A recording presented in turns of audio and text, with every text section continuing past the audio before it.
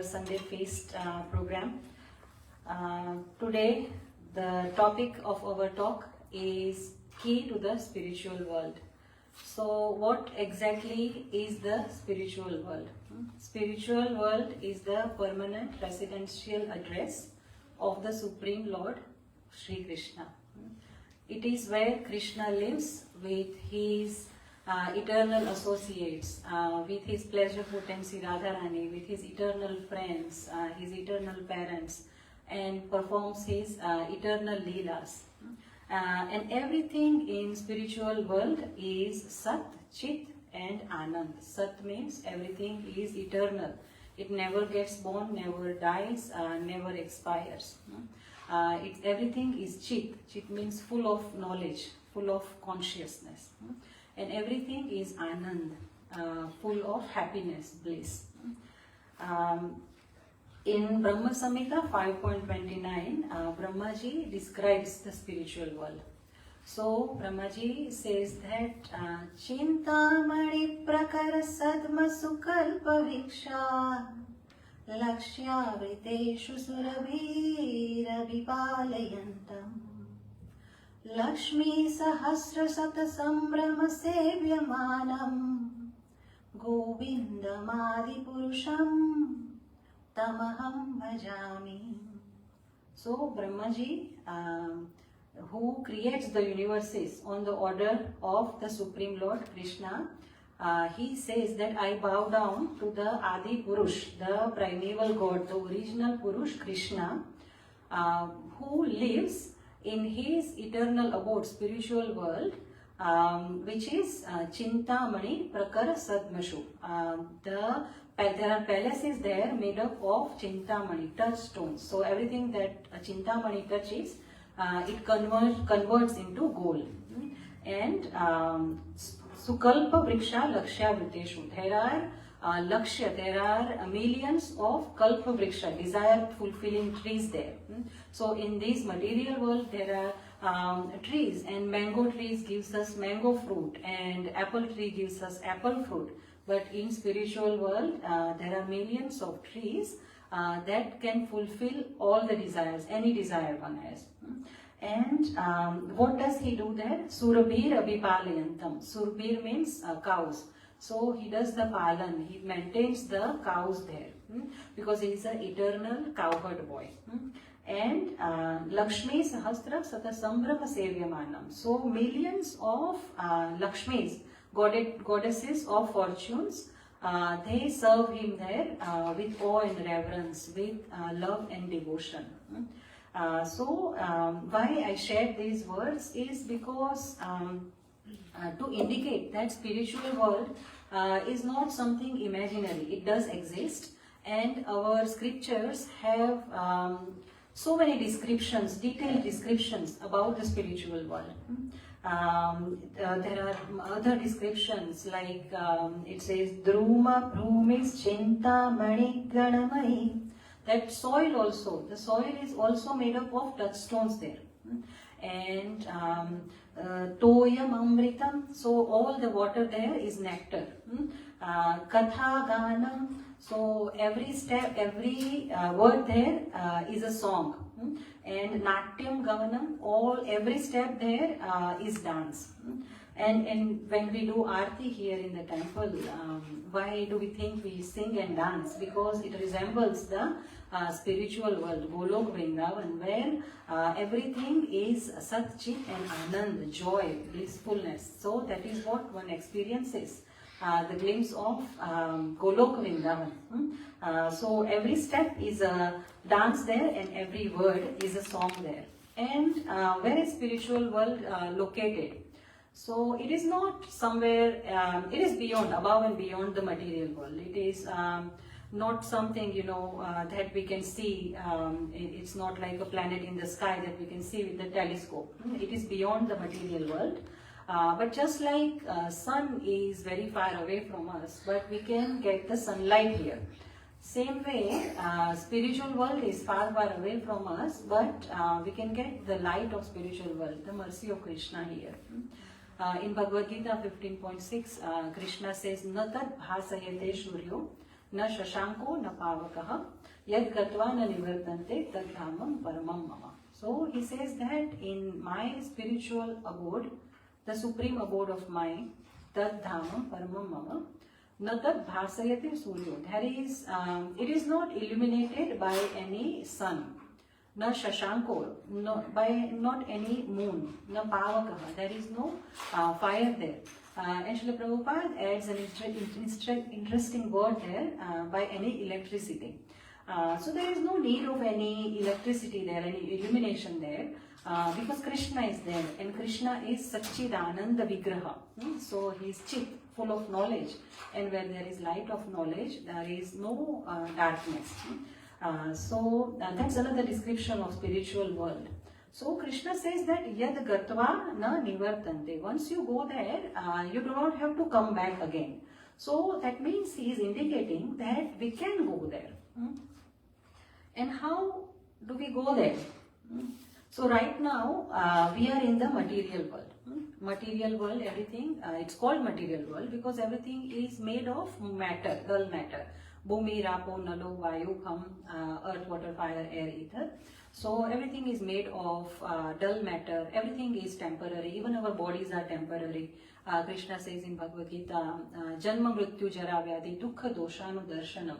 So this body is subject to Janma, birth, Mrityu, death, Jara, old age, and Vyadhi, disease. In other place in Bhagavad Gita, Krishna also describes it as Dukkhalayam Asashvatam. So it is an alay, it is an abode of Dukkha, and it is on top of that, it is Asashvat, it is non-eternal, it is temporary, it is perishable, it has an expiry date. Srila Prabhupada in one place, he says that material world is like toilet. Every intelligent person every sane person would prefer to finish their business there as soon as possible and get out of there. So Shastras and Acharyas again and again, they inspire us to get out of this material world and go to the spiritual world. In another place in Bhagavad Gita in 8.16, Krishna says, A Brahma Bhuvana Loka Punaravarti Norjuna Mam Upetyatu Kaunteya Punarjanma Navidyate. So he says that from the topmost planet in the material world, Brahma Loka, to the lowest planet, Punaravarti Norjuna, there is Punaravartan, there is repetition. The repetition of birth and death, birth, death, birth, death. So there is a cycle of birth and death in the material world.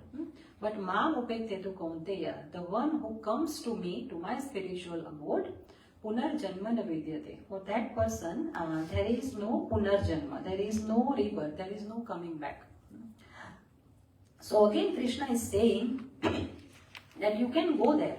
But how can we go there? We are in the material world, we are in the Dukkhalaya, and that world is Sat, Chit and Anand. It's a place of Anand, Sukhalaya. So how does one go from Dukkhalaya to Sukhalaya? So let's check.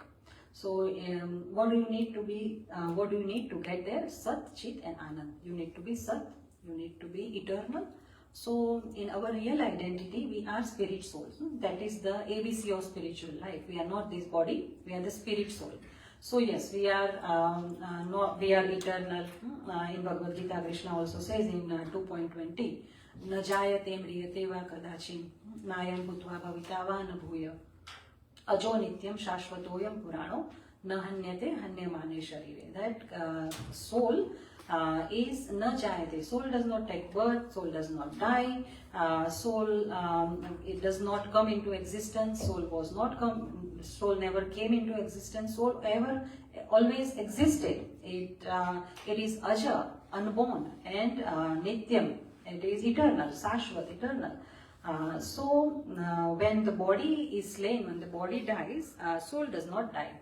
So yes, we tick that box, we are Sat in our real identity. But Chit, are we full of consciousness? So, and consciousness, conscious of what? Conscious of Krishna. So we may say, yes, every now and then I do go to temple, so I do remember him every now and then.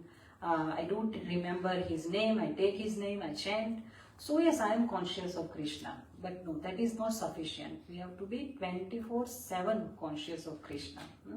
But how is that possible? How can one be 24/7 conscious of Krishna?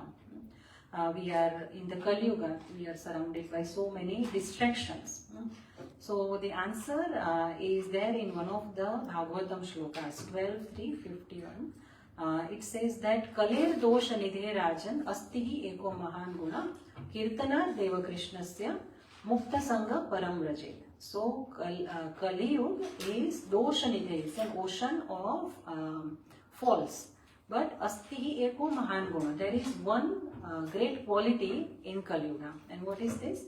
Kirtana eva krishnasya, there is chanting of holy name of Krishna which is available. And by doing that, mukta sangha param vrajet, the soul becomes mukta, liberated, and goes, vrajetam means goes, to param, to eternal spiritual world.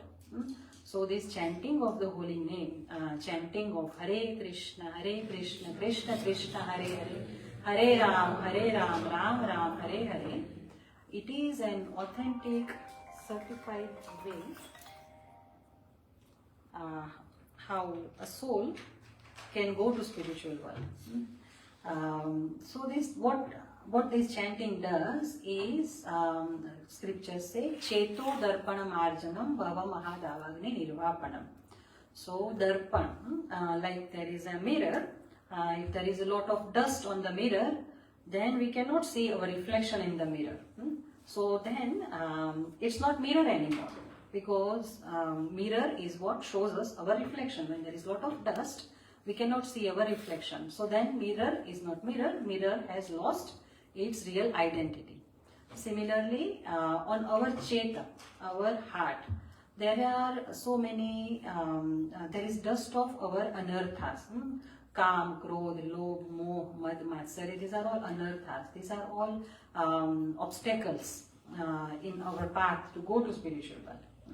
So when we have, our heart is covered with all this dust, then when we do chanting of holy name of Hare Krishna Mahamantra, then slowly it purifies our heart and it removes our anartha. So it removes the dust. So it does the marjan, the cleansing of the mirror of our heart. And when the marjan is finished, cleansing is finished, when we come to our original consciousness, when mirror becomes the mirror, then we can see our true identity. And that is Jivera Swarupa Hoy Krishnera Nityadas. Eternal, constitutional, original position of a Jiva, a spirit soul, is that it is servant of eternal servant, Krishnera Nitya Das, eternal servant of Krishna. And what kind of servant relationship we are talking about? So, for example, mother also, in this material, the boss, at home we are serving our husband or wife or our children. So, mother also serves the children. She cooks for them whatever they like, takes them to school, drops them, takes them here and there, washes their clothes, does all the tasks for the child. Why? Because child is not paying her. Why she is doing it is out of love. So love is said to be an action verb. If somebody tells us that I love you, but you go and ask them that, can you do this for me? And they say, no, I can't do this. Okay, can you do this for me? No, I can't do this. Can you do this for me? No, I can't. So if they cannot do anything, then that love is not love. So love means serving. So when we talk about being servant of Krishna, it means that we love Krishna. We serve him out of deep love. And that is what we said they do in this spiritual world. Lakshmi Sahasra Shata Sambrama Sevyamana. Sambrama means with deep love, awe and reverence, with devotion they serve. So when we reach that stage, when our heart is purified, we accept that we are his servant, we are ready to serve him, that is when we can go from this material world to the spiritual world. So And also spiritual world can come here. We can go to spiritual world, and spiritual world can also come here. Sorry, this is the Mataji's laptop. I don't know the password. Anyway, so spiritual world can also come here. So, for example, in the material world, here, if you and I, if we have appointment with someone, what we do is we just grab our keys, go to the car, and we go to the place all alone. We just turn up. But if a prime minister, for example, if prime minister is going to another country for a meeting, then he will not go alone. His wife might go with him. His servants, his bureaucrats, ministers, his security people, they all go along with him because he is a prime minister. Similarly, when we take birth in the material world, we come here because we are bound by the laws of karma. We come here alone. We come here not by our own desire. We come here because we are bound to fulfill our obligations. So we come here crying, not knowing what to do, not knowing how to walk, not knowing how to talk. We come here helpless. But when Krishna comes here, he comes with his whole entourage. He comes with his pleasure potency, Radharani. He comes with his eternal friends, his eternal parents. We see in Krishna Leela, it comes in Bhagavatam that when Bhumi Devi prayed to Lord Brahma, and Lord Brahma requested to Lord Krishna to appear in the material world around 5,000 years ago, then Krishna, first thing he did, he ordered to all the demigods that you must take birth in the Vrajbhumi, in the family of Yadu dynasty, along with your wives, so you can help me in my Leela, in my pastimes. So, in short, when Krishna comes here, he comes with all his entourage, and also he comes with his abode. Vrindavan is Krishna's playground in spiritual world. So when he comes here, he also brings his spiritual world with him. So spiritual world, yes, spiritual world can come here by Krishna's will. It is these are the places, special places in material world, which are expansions of Krishna's Krishna's internal potency, Yogamaya. Before we started the class, we just sang Jai Radha Madhav Bhajan. So this Jai Radha Madhav Bhajan was written by Srila Bhaktivinoda Thakur. So he was the guru of our Srila Prabhupada, and this bhajan was very dear to Srila Prabhupada. Before starting every class, Srila Prabhupada would sing this bhajan, and sometimes in Allahabad, when he was singing Jai Radha Madhav, he just finished 2 lines, and then he went into trance, and for some minutes there was complete silence, because everyone was waiting for Srila Prabhupada to restart the singing. But after a few minutes, when Srila Prabhupada came back to external senses, he opened his eyes and he just said, now just sing Hare Krishna Mahamantra. So, in short, this Jai Radha Madhav bhajan took him to Vrindavan, took him to spiritual world. So Srila Prabhupada used to say that Jai Radha Madhav is a picture of Vrindavan. So it is a sweet meditation on the pastimes of Krishna in Vrindavan. So it has everything. It has Radharani, it has Krishna, it has the Kunjagalis, it has Gopis, it has Gopas, Yashoda Maya, it has Yamuna. So it has everything that reminds us of Krishna, and it is said to be, it is Vastu Nirdesh. Jai Radha Madhav is Vastu Nirdesh. It is Prayojan. our aim, our goal. It is reminding us why we are doing whatever we are doing. The goal of our sadhana, our chanting, our hearing, our deity worship is all to go back to Krishna, to Golok Vrindavan, to spiritual world. So Jai Radha Madhav is one that reminds us of our goal, and it tells us that yes, you can go there, you can be there on the bank of river Yamuna and witness Krishna's pastimes. So it starts with Jai Radha Madhav. So it is first of all glorifying the divine couple Radha and Krishna. So they are the heart of Vrindavan. And then it says Kunja Vihari. So Kunj means the flower groves of Vrindavan. And what Krishna does there is Vihar. Vihar means he roams around there. And what does he do roaming around in the Kunj gullies of Vrindavan? He performs his pastimes with Radharani, his cowherd friends, Gopas and Gopis. And why is he Vihari? Why is he roaming around? Why he doesn't have any work to do? We have to go to work Monday to Friday. He is running this whole creation. Does he not have to do any work? So how is he freely just roaming around all the time in Vrindavan? So the answer is that no, he doesn't have to. It is said in scriptures that natasya karyam karanam cha vidyate. For Krishna, nobody can figure out what is his karya, what is his job profile, nobody can figure out.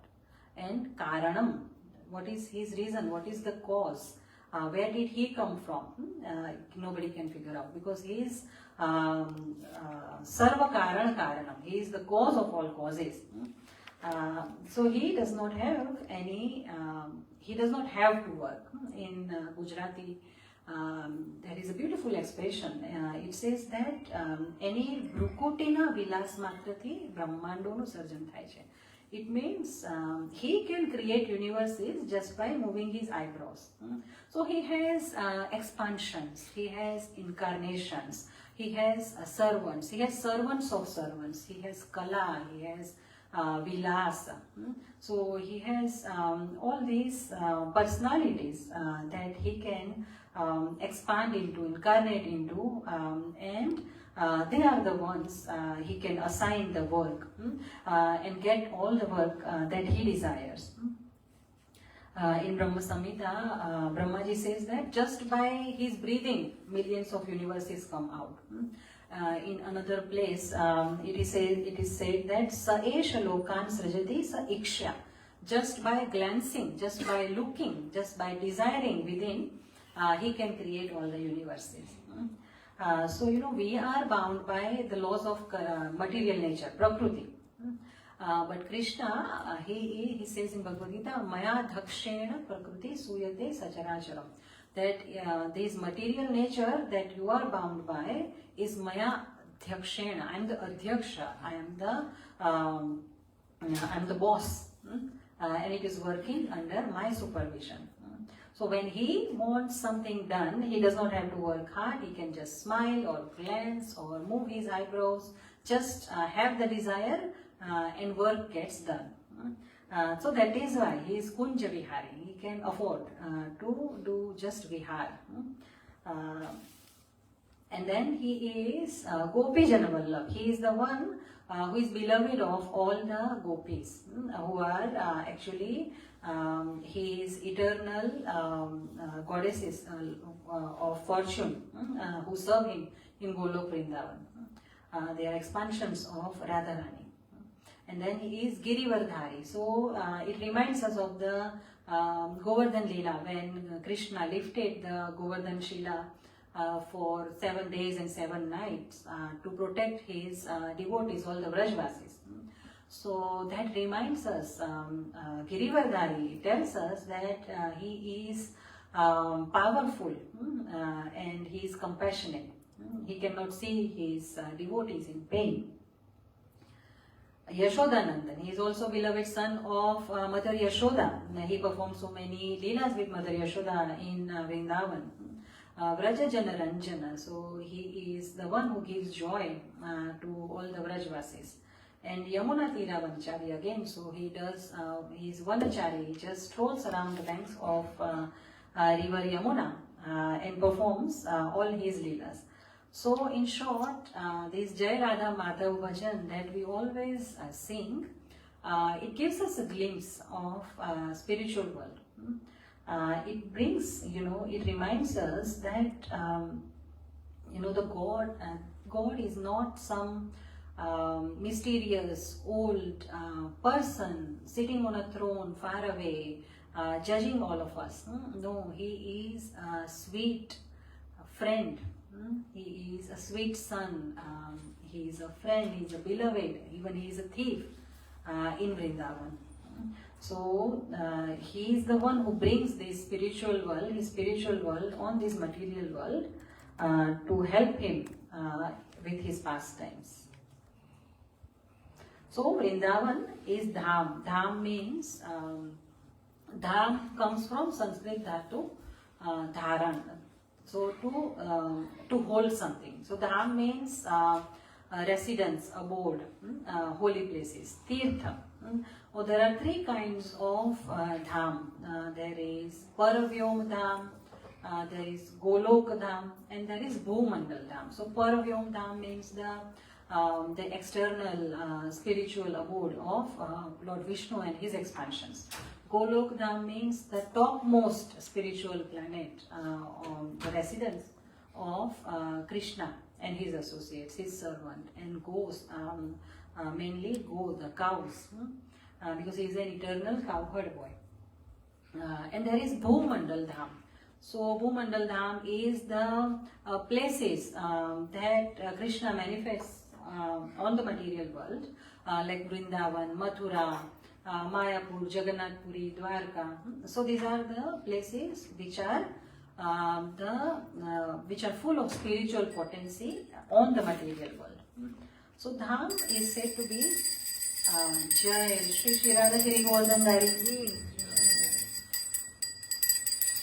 Dham is said to be non-different from Krishna. So these are not any ordinary places, ordinary locations on the map. They are, even though when we go there, they feel just ordinary. They look like any other city or town, but they are not ordinary. Chaitanya Mahaprabhu teaches us that Aradhyo Bhagavan Vrajesha Tanaya Tadhama Vrindavanam Ramya Kachid Upasana Vrajavadu Vargena Ya Kalpita. Chaitanya Mahaprabhu teaches us that our worshipable is Aradhyo Bhagavan Vrajesha Tanaya. Vraj is the king of Vraj Bhumi, Nand Maharaj. His Tanaya, his son, Krishna, is our Aradhya, and Tad Dhama Vrindavana, his Dham, Vrindavan, is equally worshipable for us. So our worshipable is Vrajesha Tanaya and Tad Dhama Vrindavan. So Dham is non-different from Krishna. And Shastras explain that Dhams are eternally spiritual places, and they are non-different from Krishna's own body. So Vrindavan is Krishna, Mayapur is Gaura, and Puri is Jagannath. So Dham is said to be Lord's own body. They are personal expansions of his Swarupa Shakti. So just like when Lord comes on material planet, it is called, he descends, he takes avatar, he appears. So like that, dhams are not any ordinary places, they also descend. So just by setting our foot in dham, we get purified. And dham is called to be gateway to spiritual world. So they act between the material world and the spiritual world. They act as a bridge. They are the window to the spiritual world. Srila Prabhupada writes in a purport that dham refers to a place where one can immediately contact Supreme Lord.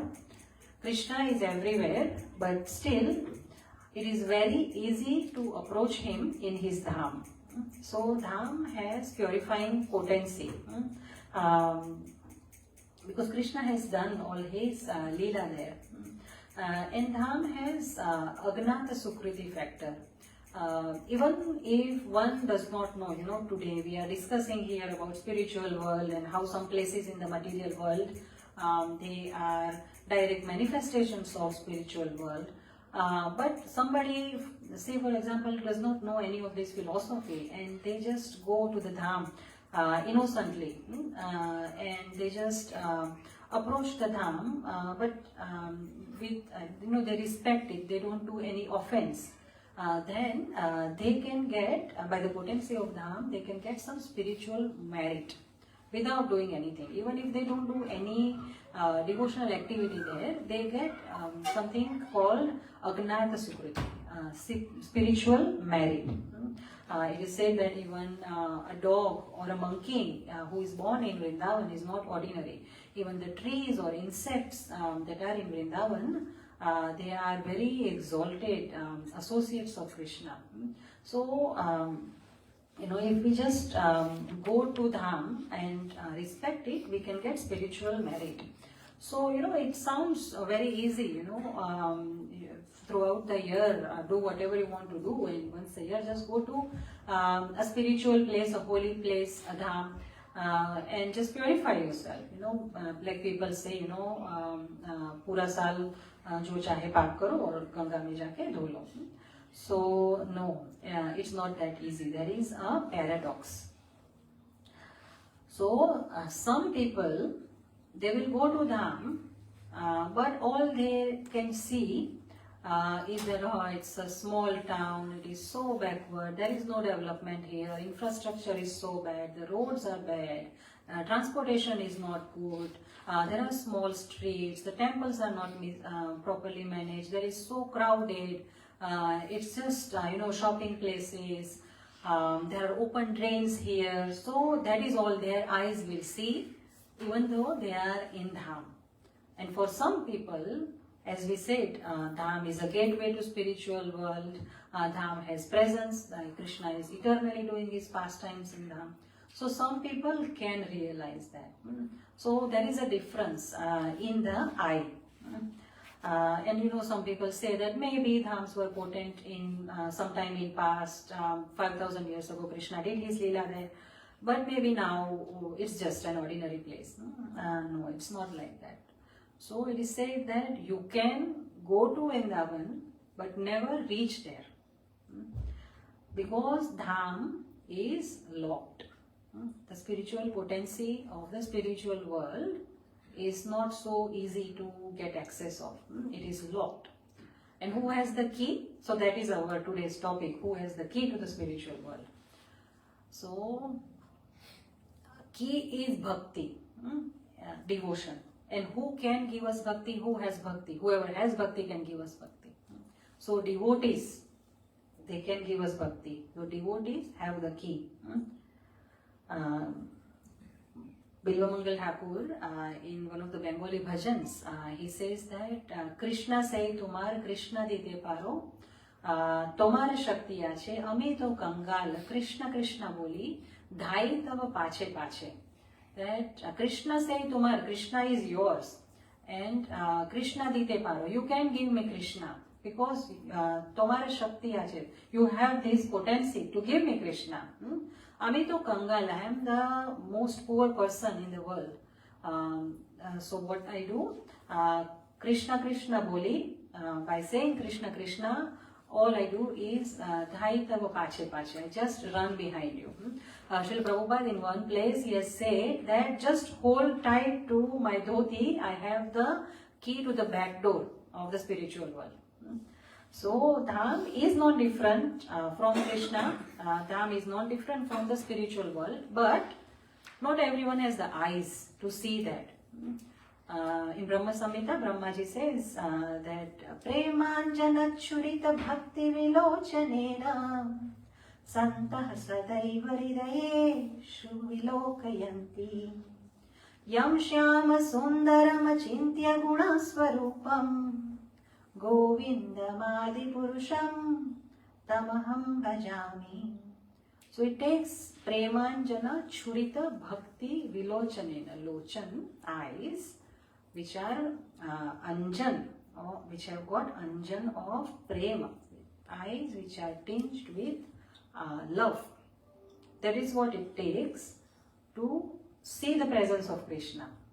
And Santaha Sadaiva Hridayeshu Vilokayanti. So devotees, great devotees, Sant, the saintly personalities, Sadaiva, always, they Vilokayanti, they see Krishna because Hridayeshu, because he is in their heart.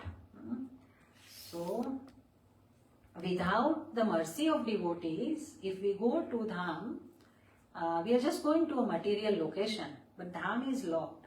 So, to unlock the mercy, the potency of Dham, we need devotees. Devotees are called living Tirtha, moving Tirtha. So, there is a narration in Srimad Bhagavatam where Vidurji, we know that Vidurji was the younger brother of Dhritarashtra and Pandu. So, before the Kurukshetra war, Vidurji was warning Dhritarashtra that please stop this war and please give their fair share to the Pandavas.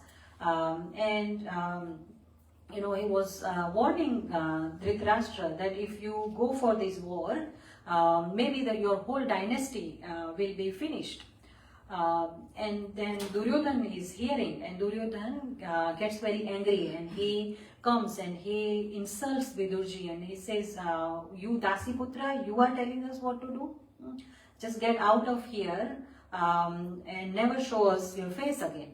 So Vidurji is not attached to any of the comforts of the royal palace. He straight away leaves the palace. He doesn't take anything from there. And where he goes is to holy places. He goes to Tirtha Yatra. And there he goes and he meets his guru Maitreya Rishi near Dwarka in Prabhas Kshetra. He also meets Uddhavji and he takes instructions from him as well. And when he hears that Kurukshetra war is over and my brother Dhritarashtra, he is all alone there, all his sons are dead, so he feels compassion and putting his ego aside. He does not pure devotee, he does not have any ego. So he comes back to Hastinapur palace and now king is changed, now Yudhishthir is the king.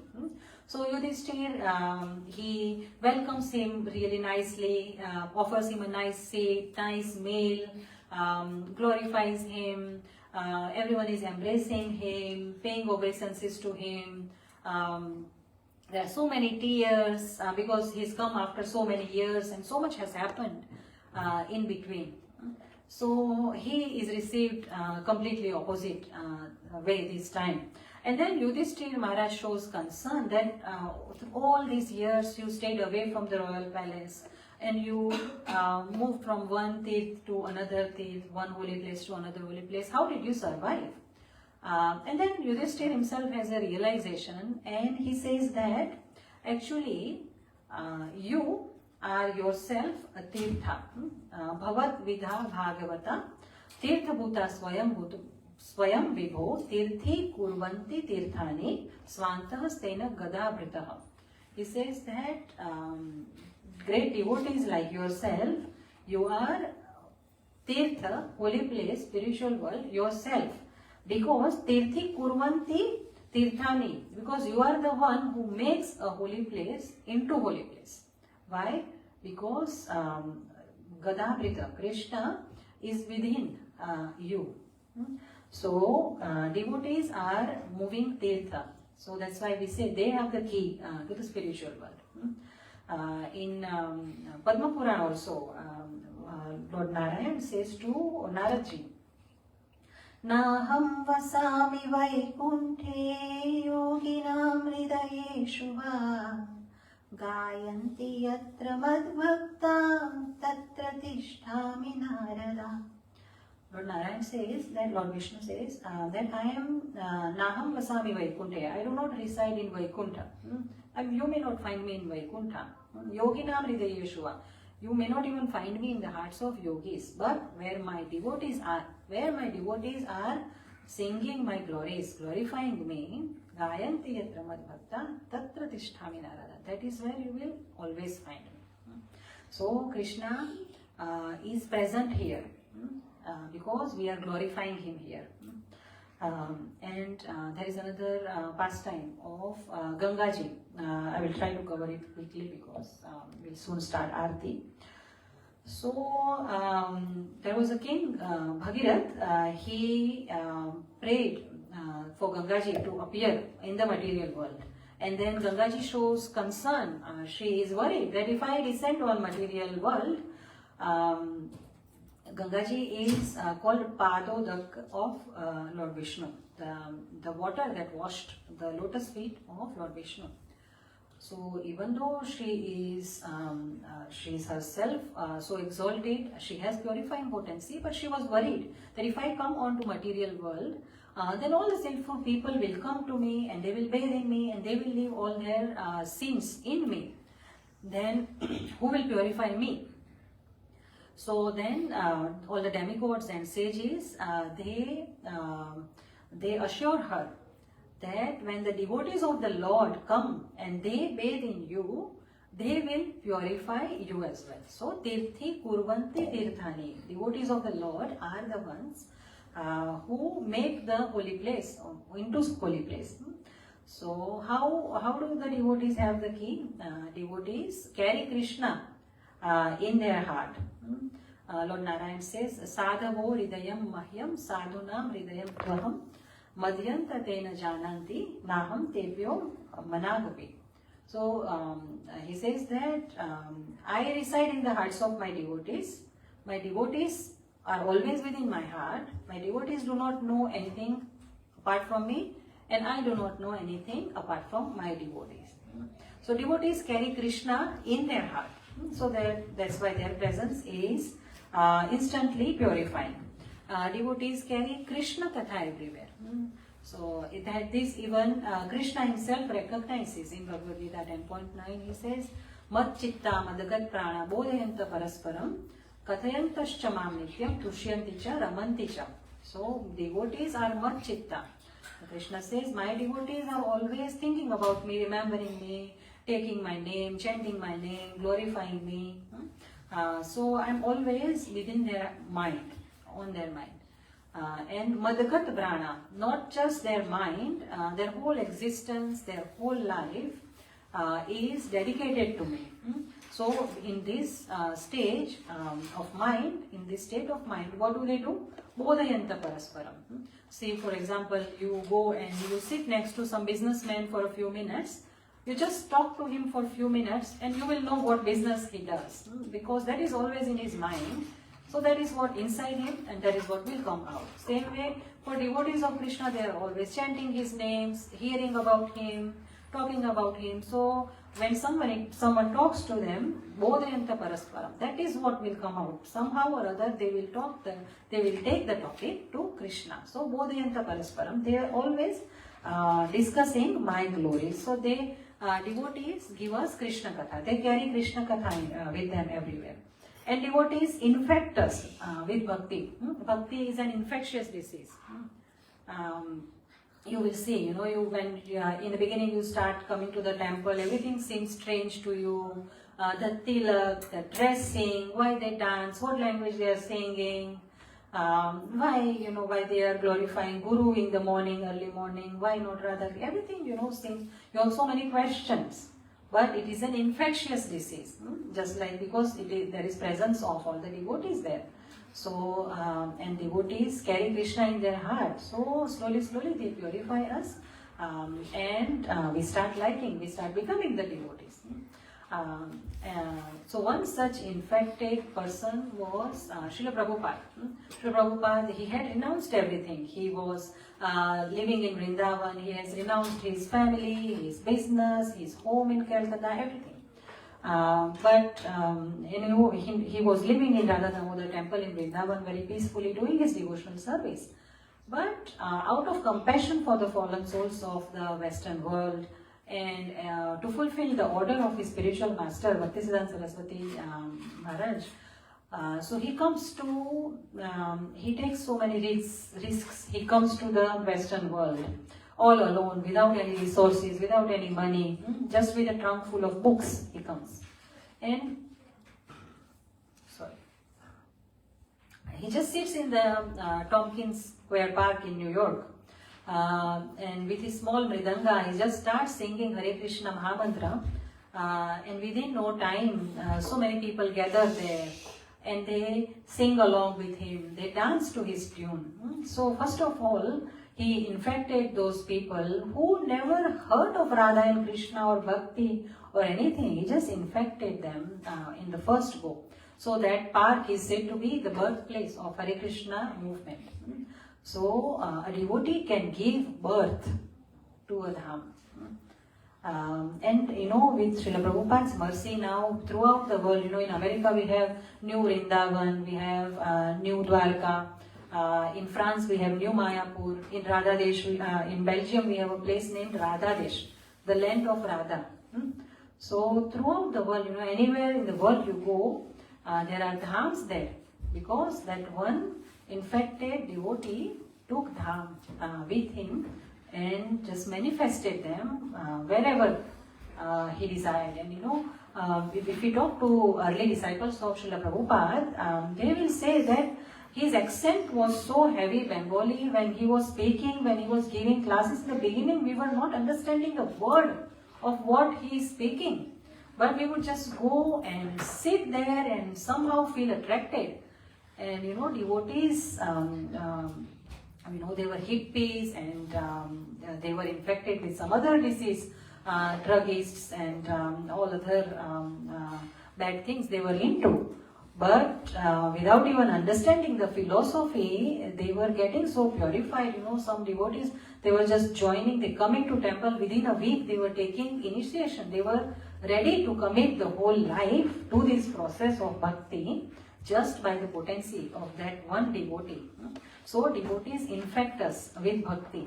And it is said just with moments association with a devotee, if a pure devotee is there, you don't even know. And you have a moment's association, sadhu sangha, sarva shastri kai, lava matra sadhu sangha, sarva siddhi hai.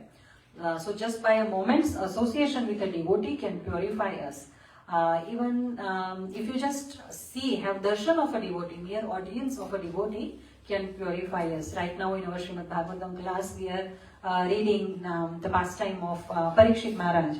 So when he decides that he gets cursed to die within 7 days, and he decides that he will fast until death, and by Krishna's arrangement, Sukdev Goswami, the pure devotee of Krishna, he comes. And when Parikshit Maharaj sees him, he says that just by remembering you, just by having your darshan, and if we don't have your darshan, if we just remember you, our places get transformed into holy places.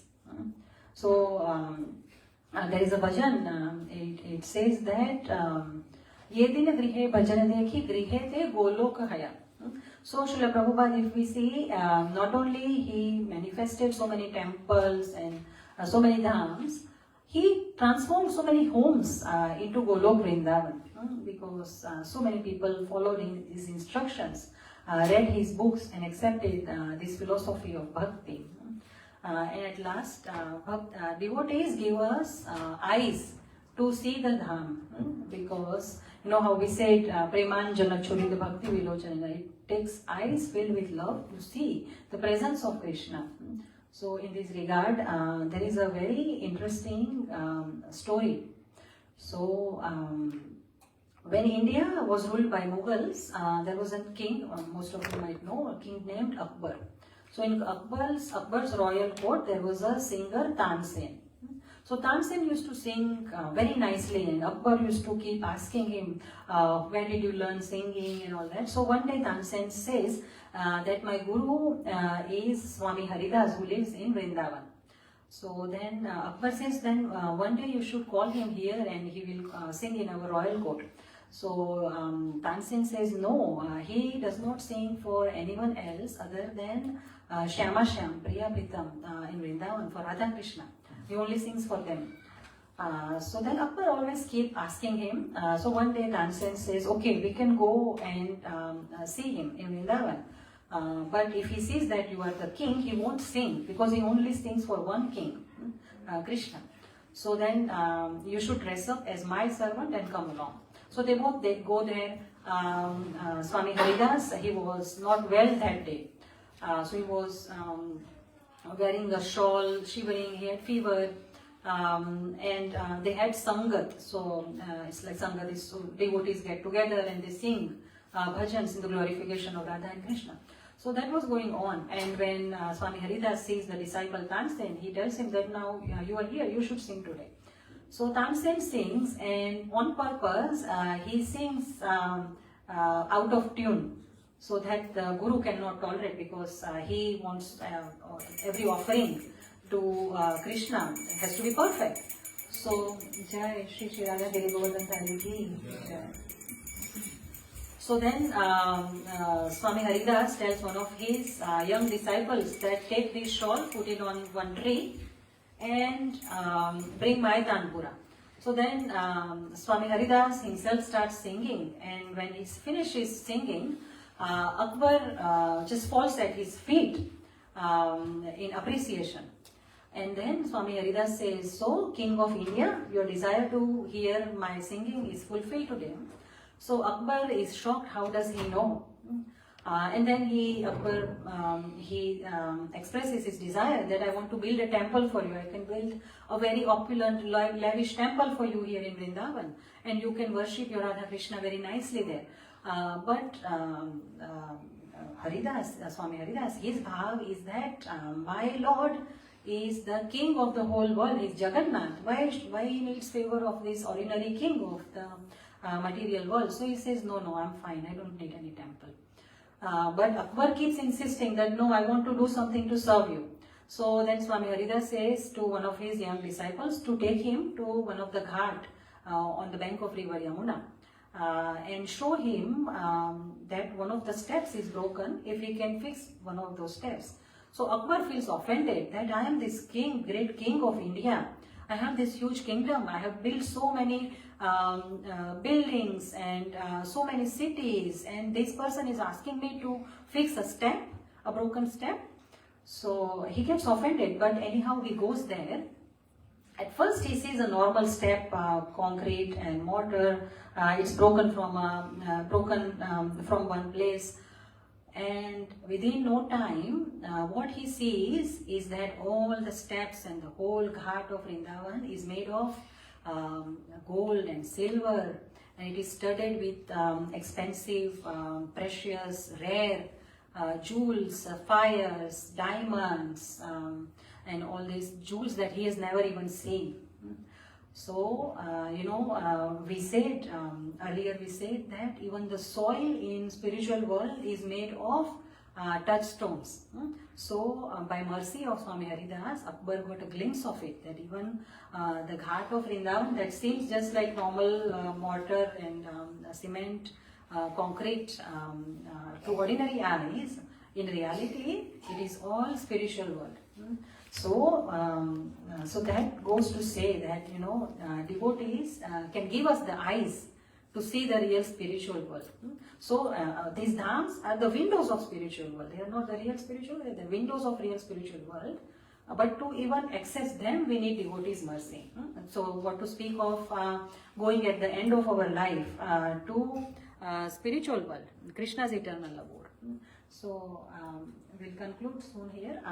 So, what should we do? What is the verdict of all our discussion today? So, verdict is, so our goal is clear. At the end of our life, we want to go back to Krishna. We do not want to remain in this Dukkhalayam. We want to go to Sukhalayam. Goal is clear. And how will we go? Krishna has given a clear instruction. Antakale cha mameva smaran muktva kalevaram yah prayati samadbhavam yati nasti atra samshaya. That Antakale, at the end moment of your life, if you remember me, then there is no doubt that you will come to me. And in we saw earlier in multiple verses, he has said, once you come to me, you never have to come back here again. So our goal is also to remember Krishna at the end of our life. So what should we do for that? So throughout our life, if we surround ourselves with the devotees who are walking, moving, tirtha, they remind us always of Krishna by Krishna Katha, by their example, by inspiring us, by discussing Hari Katha with us. So they inspire us and they make us, as we said, we have to be Sat, Chit and Anand to go to spiritual world. So they make us conscious, Krishna conscious, 24/7 Krishna conscious. They engage us in services that help us remove all the obstacles, our anarthas from our path to the spiritual world. So that is what we need to do. Surround ourselves with devotee. So first thing we should do is we go to Dham, but in the company of devotees. If we without devotees, if we just go there, it just remains a place of tourism. We just do ordinary activities. But to take full advantage of the potency of Dham, we need association of devotees. With their mercy, we can access the actual Dham, actual spiritual world. And we can invite Dham into our homes. So if we cannot go to Dham, we can invite devotees to our home. And devotees, as we said, they carry Krishna, carry Krishna Katha. So they bring Dham to our place. They make our home Dham. And when we invite them, what do? We need to serve them. There is a Vraj Bihari Prabhu from Pune. He was sharing an incident. He was invited to a home program in US. He went and the Mataji had prepared some prasadam. So after the class they had a prasadam and Prabhuji was still hungry, so he was taking a bit more of prasadam, but there was pizza. And but that Mataji told Prabhu that no Prabhu, that is for my sister. So you just have that. So that is not how we serve the devotees. When we invite the devotees, we serve them as if they are Krishna himself, the representatives of Krishna. So serving them also means, before our Bhagavatam's class, we always recite this mantra, Nashta Prayeshu Abhadreshu Nityam Bhagavata Sevaya Bhagavati Uttama Shloke Bhaktir Bhavati Naishtiki. So Nityam Bhagavata Sevaya. So there are two kinds of Bhagavat, book Bhagavat and devotee Bhagavat. So we are supposed to serve book Bhagavat in the association of devotee Bhagavat. So serving them also means taking instructions from them, hearing from them sincerely, and implementing the learnings from their hearing into our life. And also rendering some practical services to them. So we'll conclude here. Conclusion is our today's topic was key to the spiritual world. So there is a verse, Bhagavatam 5:5-2. It says, Mahat Sevam Dwaram Ahur Vimukte. That devotees carry, serving the devotees, it opens the doors to the spiritual world. Because devotees have presence of Krishna within their heart.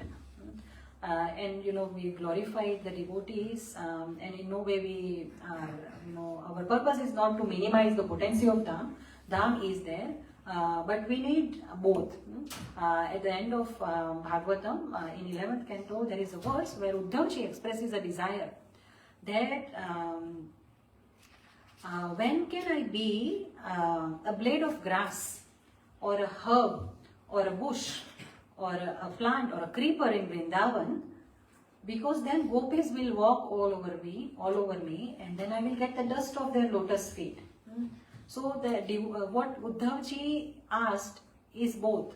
He asked to be on the land of Vrindavan, and he asked for the mercy of the topmost devotees of Krishna, gopis. So that is what we need to do. We can go to Dham, that is purifying, and we also need association of devotees. So devotees, they exemplify how Lord channels the potency of Dham, potency of his spiritual world into Dham. So with that, we end our class here. If anyone has any questions or corrections or realizations you want to share, please share, and then we'll rise for Aarti.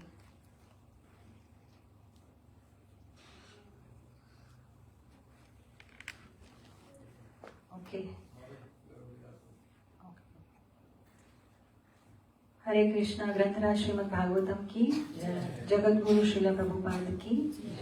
Hare Krishna. Thank you for listening patiently.